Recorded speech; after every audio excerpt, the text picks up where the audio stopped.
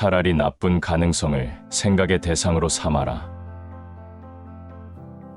흔히 상황이나 기분이 좋지 않을 때마다 유리한 것들만을 생각해 스스로의 판단력을 흐리게 만들곤 한다. 이를테면 이런 것이다. 다니고 있는 회사의 다른 모든 실적이 바닥을 치고 있지만 옆 부서의 실적만큼은 하늘을 뚫고 있으니 어떻게든 회사는 앞으로 굴러갈 것이며 자신의 앞날 역시 보장될 것이라고 생각하는 것이다.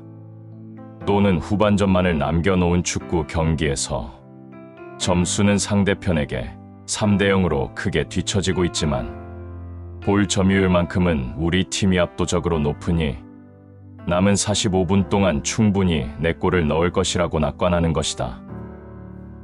조금만 통찰력을 갖고 바라보면 그러한 일시적이고도 애처로운 희망들에는 환멸이 들어있음을 알 수 있다.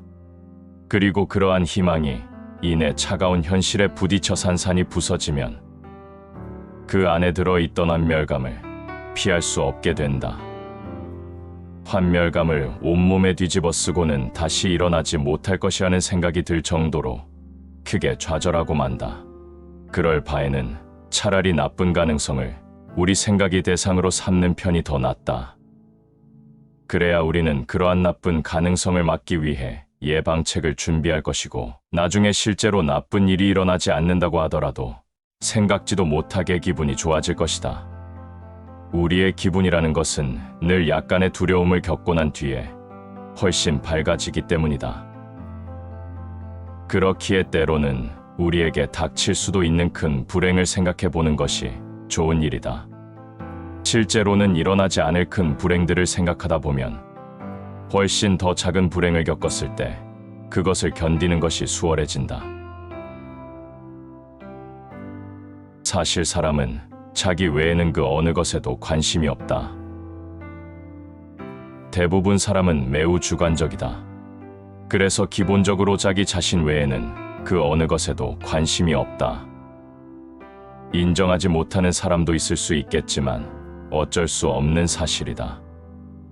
그렇기에 사람들이 무슨 이야기를 하든 즉시 자신과 연관 지어 생각하기 시작한다. 그 이야기가 자신의 경험과 닮아 있거나 마침 자신 역시 생각하고 있는 것이라면 곧바로 눈을 반짝이며 그와의 대화에 집중하기 시작한다. 하물며 대화의 소재가 개인적인 것과 아무리 먼 이야기일지라도 자신과 아주 조금이라도 관계가 있다고 생각되면 그의 관심을 빼앗겨 판단력이 흐려질 정도로 빠져들기 시작한다.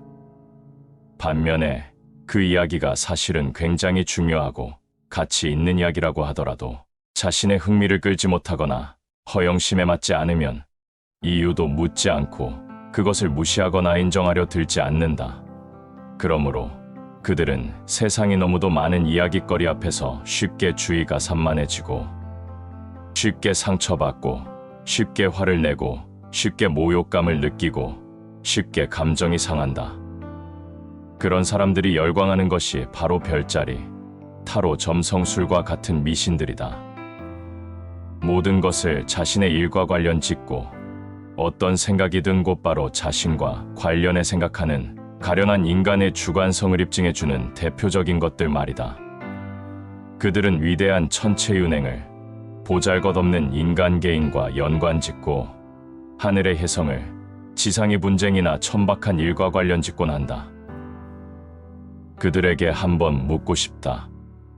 정말로 별의 움직임이나 몇 배, 몇 천 년에 이르는 시간의 주기가 자신의 운명과 관련이 있다고 믿는가?